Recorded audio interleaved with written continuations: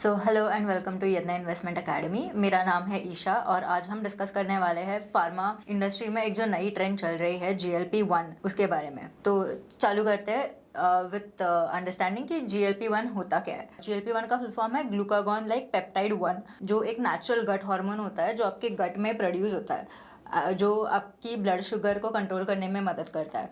तो इनको अपन ये जो ड्रग है GLP-1 ड्रग्स को जो अपन बोलते हैं GLP-1 आर रिसेप्टर एंटागोनिस्ट, ये वो GLP-1 जो हार्मोन है उसको मिमिक करता है and it boosts GLP-1 production in your body. तो ये GLP-1 इतना सुपर हिट क्यों गया है?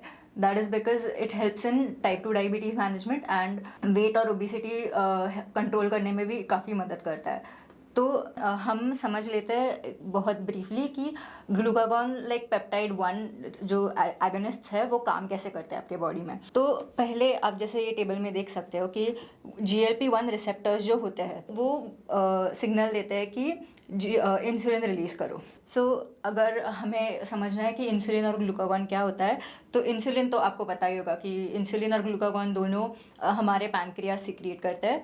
इंसुलिन हमारा खाने के बाद ब्लड शुगर जो है वो कम कर देता है, वेराज ग्लूकागॉन इंसुलिन के ऑपोजिट वे एक्ट करता है कि अगर आप फास्ट कर रहे हो तो आपका वो ब्लड शुगर बढ़ा देगा। जैसे कि GLP-1 पहले रिसेप्टर को एक्टिवेट करता है, फिर इंसुलिन रिलीज करने के लिए बॉडी को सिग्नल देता है, फिर ग्लूकागॉन जो है हमारे बॉडी में वो कम हो जाता है। फिर इसकी वजह से क्या होता है कि हमारी गैस्ट्रिक एम्प्टिंग जो है, मतलब भूख कम लगती है। तो भूख कम लगने से मतलब ब्रेन को जब सिग्नल जाता है तभी वो भूख कम कर देता है। तो फिर अगर हमारा एपेटाइट ही कम हुआ तो हम खाएंगे कम। तो इसकी वजह से वेट मैनेजमेंट के लिए it has been very effective. हालांकि ये पहले ग्लूकागॉन लाइक पेप्टाइड 1 एगोनिस्ट जो है दे वर रिसर्च्ड और they were designed to help with type 2 diabetes, but then जब कंपनीज़ को समझने लगा और रिसर्च हुआ तभी पता चला कि they are excellent for weight management and obesity. तो थोड़ा सा अगर मैं आपको ब्रीफ दे दूँ अबाउट GLP-1, तो इसका डिस्कवरी जाता है 1980s में, जब भी रिसर्चर्स को पता चला कि इसके इंसुलिनोट्रोपिक इफेक्ट्स है। तो पहला जो हाउ दिस मॉलिक्यूल और how this GLP-1 category of drugs came into existence was because जब भी इन्होंने एक लिजर्ड है गीला मॉन्स्टर करके, गीला मॉन्स्टर का एक जो उन्होंने ऑब्जर्व किया था कि वो बहुत एक्सटेंडेड पीरियड्स के लिए खाना नहीं खाते। तो दे विल हैव लाइक मतलब 2 मील्स में उनका चल जाता है, they don't have to eat lot of food. तो दे फाउंड आउट कि इनके बॉडी में क्या चलता है and they research more about how they can survive on lesser meals और एक्सटेंडेड पीरियड्स तक वो फास्टिंग कैसे कर सकते हैं। So that is how they worked on that. And फिर GLP-1 का जो पहला ड्रग था एक्सैनाटाइड वो एग्जिस्टेंस में आया, जिसका अप्रूवल FDA ने 2005 में दिया था। उसका शेल्फ लाइफ जो है एक्सैनाटाइड का वो 2 घंटे था बॉडी में। एंड एक्सैनाटाइड के बाद उसका शेल्फ लाइफ कम होने के कारण researchers were looking to extend the shelf life. So when they were researching more and more about it, so they launched liraglutide in 2010 जो नोवो नॉर्डिस्क ने निकाला था।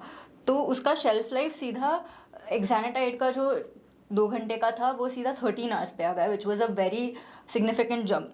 एंड लीराग्लूटाइड ने काफ़ी सारा वेट लॉस भी काफ़ी लोगों में साफ साफ दिखाई दे रहा था। तो liraglutide was an early blockbuster जब पीपल वर फाइनली कन्विंस्ड कि this has a huge potential in GLP-1 drugs. So after liraglutide अभी हम काफ़ी सुनने में आता है कि सेमाग्लूटाइड करके जो ड्रग है जो ओजेम्पिक में या वेगोवी में आता है। Semaglutide was approved by FDA in 2017। And जैसे लीराग्लूटाइड का शेल्फ लाइफ 13 आवर्स था बॉडी में, वो भी टू सर्टन एक्सटेंट वजन कम होता था। But then after semaglutide was launch it was observe that इसका shelf life is 7 days in your body and semaglutide was very effective in weight loss. So semaglutide was a hit drug in GLP-1 and after that a lot of companies started investing heavily in semaglutide. So इस table में हम समझने की कोशिश करेंगे कि GLP-1 drugs के types क्या होते हैं और इसका एडमिनिस्ट्रेशन कैसे होता है. सो जैसे exenatide was the first drug which was introduced, उसके बाद liraglutide, dulaglutide which was specifically for diabetes, and semaglutide आया. Now the next evolution is to tirzepatide. So exenatide AstraZeneca ने निकाला था एंड उसके ब्रांड नेम्स था बेटा और बाइड्यूरॉन. एंड मोस्टली GLP ड्रग्स के आर इंजेक्टेबल्स, आपको इंजेक्शन लेने पड़ते हैं. सो इनिशियली जब भी एक्सानिटाइड वाज इंट्रोड्यूस्ड उसका 2 बार इंजेक्शन लेना पड़ता था एवरी डे, एंड उसका वेट लॉस का एफिकेसी इतना नहीं था. But then since it was introduced only to curb diabetes maintain करने के लिए उसका मेन पर्पस था, तो people were not paying much attention to weight कितना एफिकेसी है in terms of weight loss. And उसका एफिकेसी जो है, जो आपका A1C ड्रॉप अपन बोलते हैं, so that was also moderate. फिर so normally side effects, if we talk about side effects, then over like all GLP drugs, उनका common side effects are gastrointestinal issues होता है, nausea people experience, vomiting people experience, so that is consistent across all the drugs that people take. Then after exanatide, liraglutide जो है वो Novo Nordisk ने निकाला. उसके 2 brands थे, विक्टोजा और Saxenda. तो even liraglutide was excellent for weight loss. Liraglutide का एक एडवांटेज था कि instead of taking 2 injections daily, you just have to take 1 injection every day. And liraglutide का एक और एडवांटेज था कि वो कार्डियोवास्कुलर इश्यूज जो थे, it was safe for that. So it was proven कि people are not at risk for cardiovascular issues if they take liraglutide.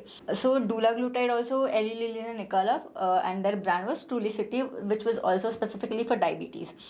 And उसके weekly injections लेने पड़ते हैं. एंड इसका भी लीलाग्लूटाइड जैसे ही एफिकेसी है when it comes to weight loss. Similarly उसका कार्डियोवास्कुलर प्रॉब्लम्स का भी issues नहीं है, so it was a green signal for that also. Then coming to semaglutide जो अभी काफ़ी हिट प्रोडक्ट चल रहा है, every company is investing heavily for semaglutide, क्योंकि जो Novo Nordisk है उसके patents will start expiring soon in multiple markets across the world. तो सेमाग्लूटाइड हमने सुना रहेगा, ओजेम्पिक, वेगोवी और राइबेल्सस करके 3 जो ब्रांड्स है, these are very famous brands. Ozempic के भी इंजेक्शंस आते हैं जो हम पेन्स देखते हैं, वो we have to take an injection for that, and वो भी वीकली लेने पड़ते हैं. वेराज रिबेल्सस जो है वो ओरल फॉर्म में आता है, उसके टैबलेट्स या फिर कैप्सूल्स आते हैं, and it is excellent for weight loss. Semaglutide जैसा कोई GLP-1 ड्रग नहीं है जितना वो वेट लॉस कर सकता है उतना. एंड इसका efficacy in terms of lowering your blood sugar is also very strong.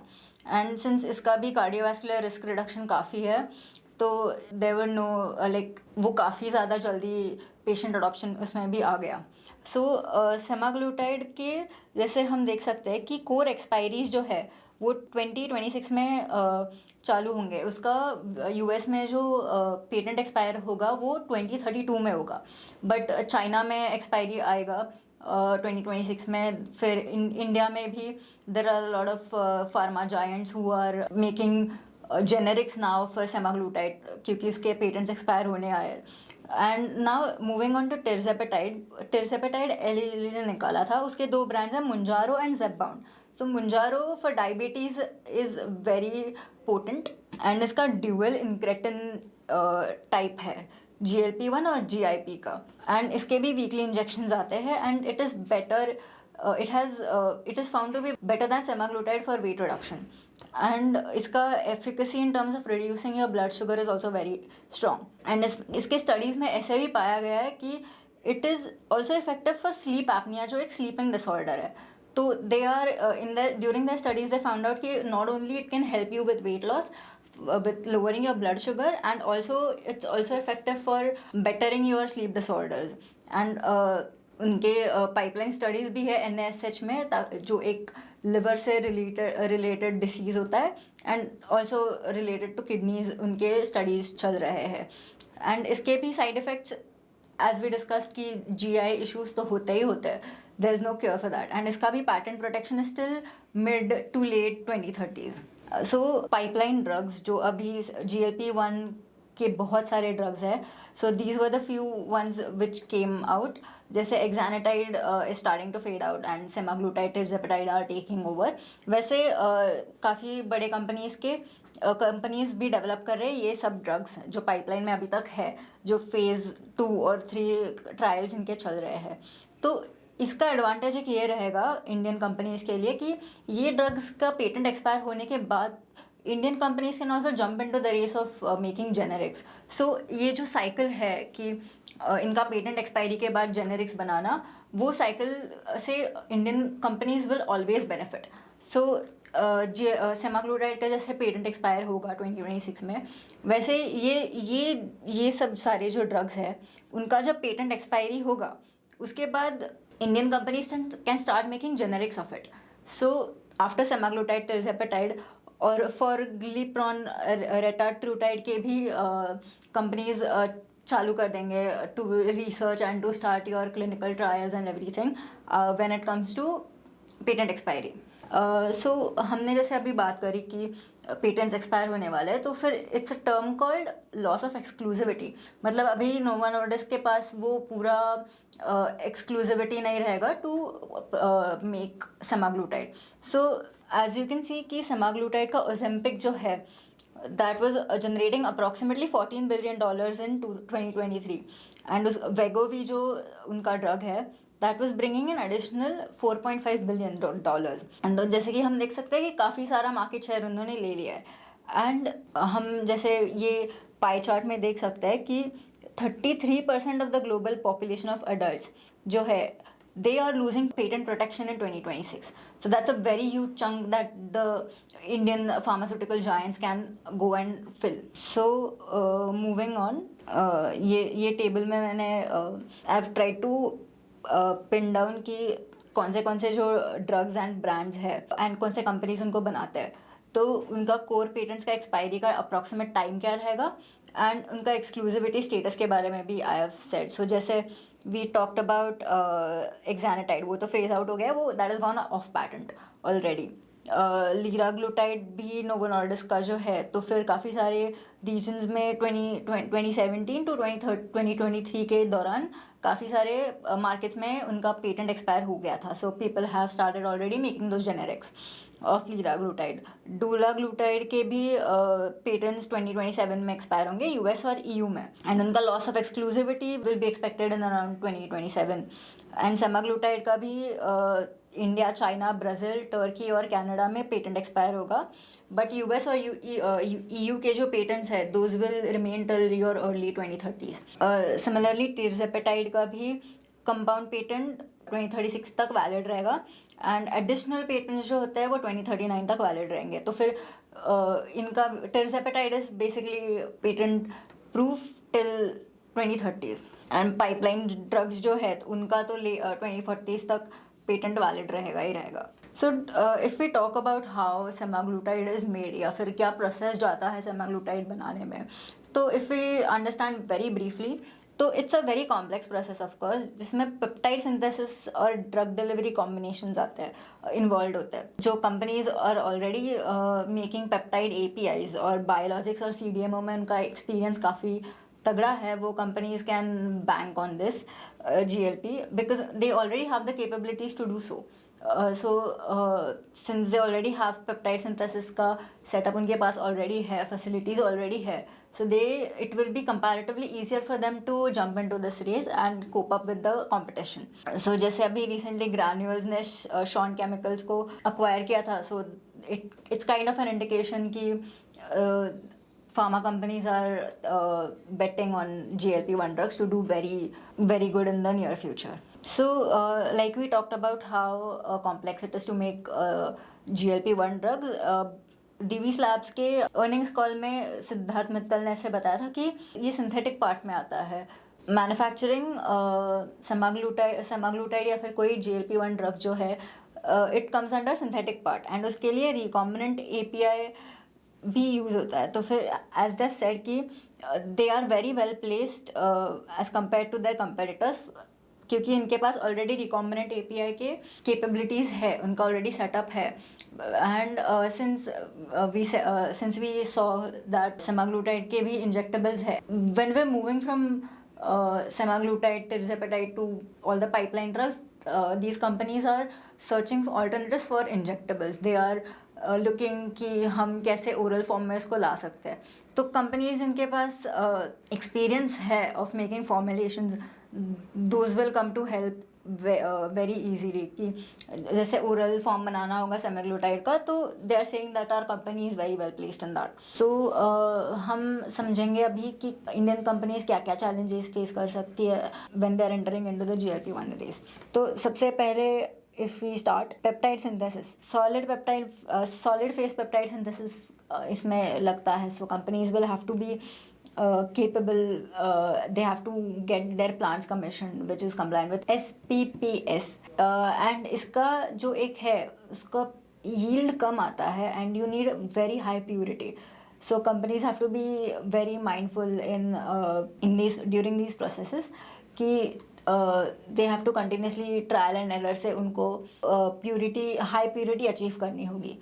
And so next step will be formulations. GLP-1 drugs के लिए स्टेबल फॉर्मुलेशंस की ज़रूरत है क्योंकि they mostly come in injectables and now they are trying to move in to oral formulations as well. तो इसके लिए injectables के लिए कोल्ड चेन फैसिलिटीज़ की ज़रूरत पड़ती है।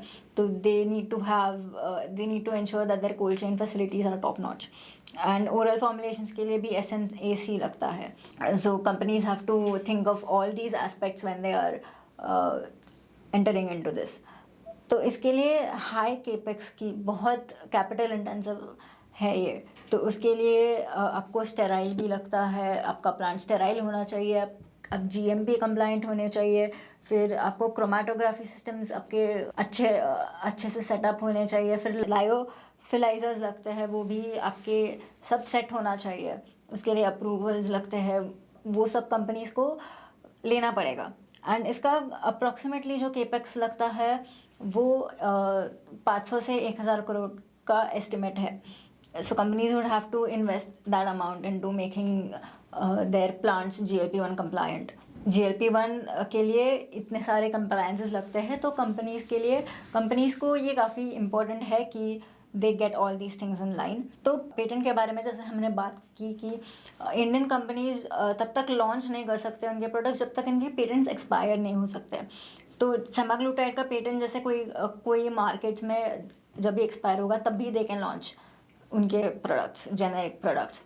एंड रेगुलेटरी एस्पेक्ट्स की भी बात करें तो US FDA और EMA दोनों बहुत ही स्ट्रिंजेंट है। प्राइस सिंथेसिस के लिए उनके standards are very stringent. And Indian companies के ऐसे काफ़ी सारे इंस्टेंसेस हुए हैं पहले कि उनको FDA से वार्निंग्स मिली है। एंड अगर कंपनीज़ को फॉर्म 83 मिलता है किसी प्लांट को या फिर कोई OAI मिलता है तो they have to stop their production, they have to and इनको इंश्योर करना पड़ेगा पहले कि उनका जो प्लांट है वहाँ पे सब कंप्लायंस करके then only they can start their production again. तो this is why these businesses are lumpy कि उनको कभी भी वार्निंग्स आ सकती है। They will have to get compliance approvals again and then start their production. तो सिंस GLP-1 ये टोटली नया सेगमेंट जो वो बना रहे हैं तो उसमें काफ़ी हर्डल्स आ भी सकती है इस एस्पेक्ट में। एंड इनका बायोसिमिलर्स के लिए जो स्क्रूटिनी लेवल होता है वो GLP-1 के जेनेरिक्स के लिए भी एक्सपेक्टेड है। तो कंपनीज हैव टू इंश्योर कि everything is spick and span. So coming to the markets are very competitive and dynamic. हमेशा कुछ ना कुछ एवोल्यूशन होता रहता है, चेंजेस होते रहते हैं। तो जैसे नोवो नॉर्डिस्क और Eli Lilly they are the biggest ones in this GLP-1 category right now. तो उनके पास काफ़ी सारे रिसोर्सेज है ये पेटेंट्स की एक्सक्लूसिविटी डिफेंड करने के लिए। एंड वो काफ़ी बड़े कंपनीज है तो वो स्केल भी काफ़ी जल्दी कर सकते हैं। So they won't let other competition enter and earn that much money. And जैसे कि इंडियन कंपनीज भी काफ़ी अग्रेसिवली ये सेगमेंट में कोशिश कर रहे हैं आने की, वैसे भी Chinese companies have started advancing in GLP-1 category. तो if we are competing with Chinese companies then we have to try to be cost efficient। And distribution की बात करें तो इन्हें पहले जेनेरिक्स काफ़ी सस्ते होते हैं, बट जैसे ये नए नए जेनेरिक्स आने वाले हैं तो कंपनीज़ को काफ़ी समय लग सकता है उनके प्रोसेस सेटअप करने में, उनकी कैपेबिलिटीज़ बिल्ड करने में, और स्केलिंग के बाद इनको उनके कॉस्ट्स कम होने में। सो इनिशियली जब ये प्रोडक्ट्स आएंगे, जीएलपी ड्रग्स आएंगे, तभी उनका कॉस्ट काफ़ी वो थोड़े एक्सपेंसिव हो सकते हैं, बट जैसे कंपनीज के प्रोसेस सेट हो जाएंगे, they will get more familiar with it, familiar in the environment, फिर कॉस्ट धीरे धीरे कम हो जाएंगे। एंड इंडियन रेगुलेटरी अथॉरिटी से भी उनको प्राइसिंग प्रेशर आ सकता है कि they have limits for it, तो that could squeeze their margin a bit. And जैसे कि अभी जेनेरिक्स आएंगे GLP-1 ड्रग्स के, तो it is very important to educate doctors, and patient adoption में भी काफ़ी टाइम जाएगा कि डॉक्टर्स को these companies will also have to educate the doctors कि इसका एडमिनिस्ट्रेशन कैसे करना है, कैसे टाइप के ड्रग्स है, आप पेशेंट को कैसे बता सकते हो कि कैसे लेना है, क्या होता है साइड इफ़ेक्ट्स, क्या बेनिफिट्स होते हैं। उसके बाद when everyone gets familiarized with it, फिर it will be easier for the distribution of this GLP-1 category drugs. So now we have discussed कि GLP-1 agonists होते क्या है, उनके challenges क्या आएंगे, and so we'll move on to how Indian companies are thinking about their strategies into making these GLP-1 drugs. So let's start with Cipla. So Cipla जैसे हम सबको पता है कि it's involved in generics, formulations, APIs बनाते हैं, active pharmaceutical ingredients, and उनका CDMO का एक्सपोजर काफ़ी लिमिटेड है, but then Cipla is a leader in therapeutic areas such as respiratory, urology, cardiology, anti-infectives. So Cipla being such a pharma giant in India, they are also entering in the GLP-1 category. जैसे इनके recent earnings call में इन्होंने कहा है कि इनको entire GLP-1 category काफ़ी important है, and their endeavor is to be among the first wave of the launches for both the GLP-1 drugs. And they've also said कि इन्होंने भी, जैसे हमने डिस्कस किया कि काफ़ी सारे प्लेयर्स आएंगे जेनरिक्स बनाने, तो GLP-1 मार्केट क्राउडेड होगा, no doubt about it. And जैसे हम बात करते हैं कि not only semaglutide is important, but the entire portfolio जो है GLP-1 ड्रग्स का, वो काफ़ी इंपॉर्टेंट है। इट्स नॉट, ऐसे नहीं है कि सिर्फ सेमाग्लूटाइड पे हम फोकस करेंगे, या टिर्ज़ेपेटाइड पे फोकस करेंगे, या लीराग्लूटाइड पे फोकस करेंगे। We have to think about पूरे जो GLP-1 ड्रग्स के यूनिवर्स में जो सब ड्रग्स आते हैं, those we have to, the selection of that has to also be kept in mind. Cipla के बाद जैसे डॉक्टर रेड्डीज़ है, वो भी जेनेरिक्स में लीडर है, फॉर्मुलेशंस बनाते हैं, एक्टिव फार्मास्यूटिकल इंग्रेडिएंट्स बनाते हैं, and they have also said कि they would like to go into the market first, and जो प्रीमियम कमा सकते हैं वो, they want the first mover advantage in this. So, and they also have the capability to do so, like Dr. Reddy's is heavily investing in making themselves into a big GLP-1 producer. तो जैसे इन्होंने भी कहा है कि differentiated play तो आएगा इसमें, कि you have to think about, आपको ओबेसिटी पे फोकस करना है, आपको टाइप 2 डायबिटीज़ मैनेजमेंट पे फोकस करना है, तो दे सेइंग कि इसमें डिफ्रेंशिएटेड प्ले आएगा, not everyone will make the same GLP-1 drug having the same focus. तो इनका यही कहना है कि कंज्यूमर प्ले जैसे ओबेसिटी या फिर डिफ्रेंशिएटेड डिवाइसेस आएंगे। तो इन्होंने कहा है कि full portfolio of GLP-1 for the company is 26 products. तो सेमाग्लूटाइड भी बड़ा है एली लिली का, एंड दे आर सेइंग कि बेसिकली इनका यही कहना है कि इनको मार्केट में पहले आना है ताकि उनको एडवांटेज मिले। एंड इनका ऐसे टारगेट है कि 12 मिलियन पेन्स ये 2026 में लॉन्च करेंगे। तो बायोकॉन के बारे में हम बात करें तो बायोकॉन भी बायोलॉजिक्स और बायोसिमिलर्स में काफ़ी अच्छा प्रेजेंस है उनका, वो, एंड दे आर केपेबल क्योंकि उनका दे ऑलरेडी हैव एक्सपीरियंस, क्योंकि उनका वो इंसुलिन बनाते हैं, इम्यूनोलॉजी और ऑन्कोलॉजी उनके थेरेप्यूटिक एरियाज है, so they already have certain level of advantage when it comes to making GLP-1 drugs, and they're also involved in generics formulations, और CDMO में भी है. CDMO में they are, because Syngene International उनकी ये subsidiary है, so they are into CDMO space, so they can use that to their leverage. And वो peptides भी बनाते हैं, इंसुलिन्स भी बनाते हैं, तो फिर सिंस दे ऑलरेडी, उनका ऑलरेडी एक्सपीरियंस है पेप्टाइड्स बनाने में, तो it will B easier for them to cope up with peptide synthesis. They can easily transition या फिर कमीशन कर सकते हैं सॉलिड फेज पेप्टाइड सिंथेसिस का प्लांट. एंड ये भी बोल रहे हैं कि इनका फोकस ये रहेगा कि लीराग्लूटाइड का इनका यूरोप में लॉन्च करना एक ग्रोथ ड्राइवर है, या फिर उनका एक फोकस है.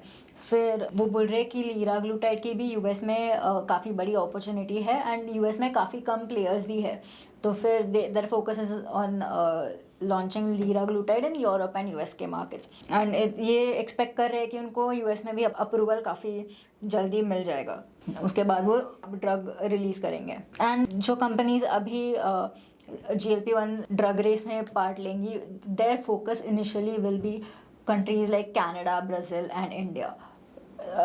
इनिशियली वो यही पे लॉन्च करेंगे क्योंकि इन मार्केट्स में पेटेंट्स एक्सपायर हो रहे हैं. तो ये इनका भी यही कहना है कि Canada, Brazil and many markets, इनका एक्सपेक्टेड बेस केस अप्रूवल है कि 2026 कैलेंडर ईयर में आ जाएगा. इफ़ नॉट 2027 में तो पक्का ये लॉन्च करेंगे ही करेंगे. एंड इंडिया में भी they are saying that they will launch it in this quarter. So Neuland Laboratories भी APIs में इनका फोकस है, तो वो भी पेप्टाइड APIs बनाती है. They are involve in complex chemistry, CDMO है, और फॉर्मुलेशंस और जेनेरिक्स में भी दे प्ले अ रोल. तो इनका भी यही कहना है कि they are not focusing much on semaglutide unless कोई उनके साथ पार्टनरशिप कर ले. इनका फोकस मॉलिक्यूल ट्रिजेपेटाइड रहेगा. So that is what Neuland Laboratories is going to play into. फिर moving on to Divi's Laboratories is one of the established CDMOs in India. They're into APIs and intermediates बनाते हैं, nutraceuticals और custom synthesis इनका focus है. And वो CDMO में भी उनकी कैपेबिलिटीज़ है, एंड जेनेरिक्स एंड फॉर्मुलेशंस में भी इनका बिजनेस है. तो दे आर ऑल्सो सेइंग कि इन्होंने solid phase peptide synthesis capacity उनका न्यूली कमीशन हो गया है, एंड जिसके लिए उनको काफ़ी सारे कंपनीज से इंटरेस्ट भी आ चुका है. मैनकाइंड फार्मास्यूटिकल्स जेनेरिक्स में है, फॉर्मुलेशंस में है, इनके काफ़ी सारे OTC प्रोडक्ट्स भी है. They are mostly into lifestyle products, and APIs and CDMOs में भी इनका बिजनेस है. मैनकाइंड फार्मास्यूटिकल्स का एक जो उल्टा डायरेक्शन बोल सकते हैं, या फिर different direction what they are taking from other companies like Cipla, doctor Reddy's etcetera, is they are not entering the GLP-1 race. They are developing this molecule called GPR119, जो भी ओबेसिटी को ही टारगेट करता है, बट उसका GLP-1 से mechanism काफ़ी अलग है. जैसे इन्होंने कहा है कि वो स्मॉल मॉलिक्यूल है, एंड वो GRP119 सेल को टारगेट करता है बॉडी में, अनलाइक GLP-1.